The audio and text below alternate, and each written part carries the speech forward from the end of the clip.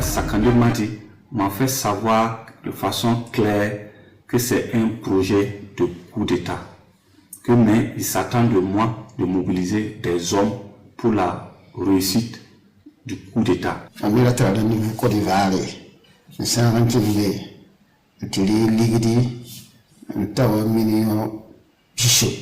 La mission qu'il voulait me confier était de couper la tête du pasteur.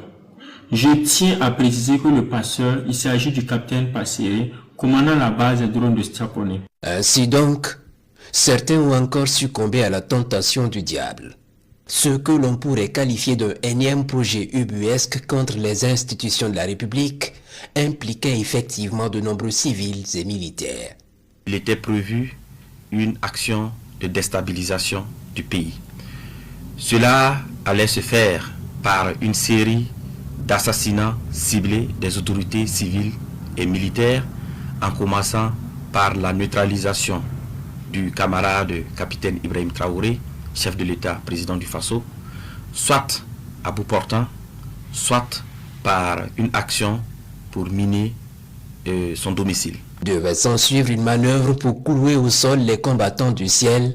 La finalité était très claire, baisser le niveau de réactivité et faire intervenir des forces étrangères. Celui qui en tirait les ficelles, le voici. Paul-Henri Sandaogo Damiba, président déchu et réfugié au Togo, aux dernières nouvelles. Il a eu pour mission clé de concevoir et de planifier les actions, de rechercher et de mobiliser les fonds, de recruter des populations civiles et des militaires. Les militaires avaient pour mission de coopter d'autres militaires, de mettre en place des groupes d'action avec des missions bien déterminées. Et les civils devraient mobiliser des populations, leurs adeptes, pour que après l'action militaire, ils puissent mobiliser leurs adeptes pour pouvoir soutenir l'action militaire. Tous les individus mis sur le coup devaient intervenir le 3 janvier 2026 à partir de 23 h précises. Le 2 janvier soir, comme promis, le colonel Damiba m'a appelé et la mission qu'il voulait me confier était de couper la tête du pasteur. Je tiens à préciser que le pasteur, il s'agit du capitaine Passéré, commandant la base des drones de Stiaponé. Une fois la tête du pasteur coupée, les drones allaient être inopératifs pour que des unités puissent entrer en action, car selon le colonel Damiba, l'obstacle était la base des drones de Stiaponé. Un scénario dangereux qui aurait pu replonger le Burkina Faso dans une situation d'insécurité aggravée. Le danger courait les rues de Ouagadougou, mais aussi les profondeurs du pays.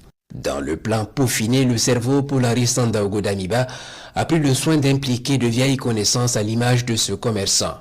El Hadj Madissa Kandé restait en contact permanent avec lui. Le dernier financement venu du côté de la lagune Ébrié a été acheminé grâce à lui.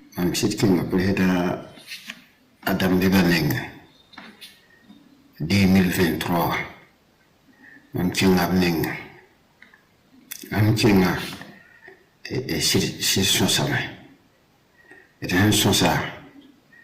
et le deuxième 2025 pour donc le deuxième ay yelam tinira ton ko sama bamla ton na namu indik e bala nyi si mo sakawa e nama yella balam pak nyi na nyira ton lewa namu la nyina ko sama te hante yiri gidje sentin so mo buninga piton gehen somwa. Dans son voyage en terre ivoirienne, El Hadj Madissa Kandé s'est offert les services d'un homme de compagnie à la personne de l'adjudant de police Moumouni Soré, lui aussi désormais dans le sac. Lagui Madissa Kandé, c'est un ami d'environ 2 ans. Il m'a appelé de l'accompagner en Côte d'Ivoire, la première ville, précisément à Ferké. Il devait prendre une commission là-bas. Alors je l'ai accompagné, nous sommes arrivés à Ferké. On a croisé M. Traoré Poulema, qui est opérateur économique. Il a remis la somme de 70 millions à M. Sakandé et nous avons repris la route pour Ouagadougou. Et derrière cette complicité, il y avait une proposition alléchante et même très alléchante. En cours de chemin, me demandait si ça marchait. Il allait voir pour comme un homme au niveau de la LONAB. Alors j'ai dit que vu mon statut, je ne peux pas prendre le DG de l'ONAB. Et dès que comme c'est ainsi, peut-être au niveau de transit, il allait trouver une formule là-bas. Mais bien avant cet épisode, El Hadj Madissa Kandé avait déjà mis en réseau son compère El Hadj Ali Wimenga, commerçant basé à Zignaré, dont le neveu Salfo Yalwego, en service à la garde républicaine, était très proche du chef de l'État.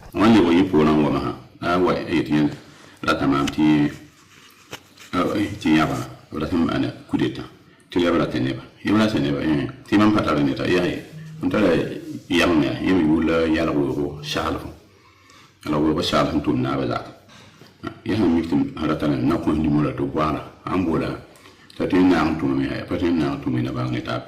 L'intéressé, le voici. Quand j'ai lu les détails clairs du rôle que je dois jouer, qui est un projet de déstabilisation, je me suis mis à travailler en me mettant en contact avec mes hommes que je fais plus confiance. Et c'est en ce moment, pendant l'absence de El Hadj Sakandé Madi hors pays, j'ai travaillé.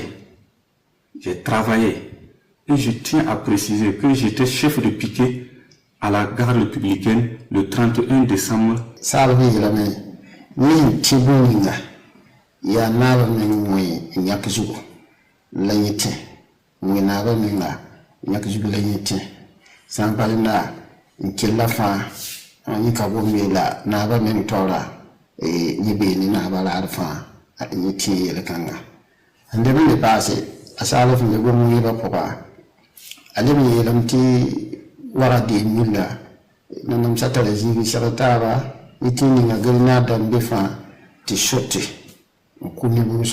Sakandé met Wimenga sur le coup. Wimenga connecte son neveu Yalwego et Yalwego branche ses hommes de confiance, ainsi de suite. Et ce, pendant que Damiba s'active de son côté. C'est une véritable toile d'araignée qui se tissait. Le 31 décembre, soit rendez-vous a été pris entre Lagi Sakandé et moi. À 20h, à Parlayiri à son bureau, pour récupérer un colis. En partant, pour récupérer le colis, j'ai été avec mon véhicule, avec 2 PKMS et des munitions, beaucoup de munitions, 4 caissettes de munitions.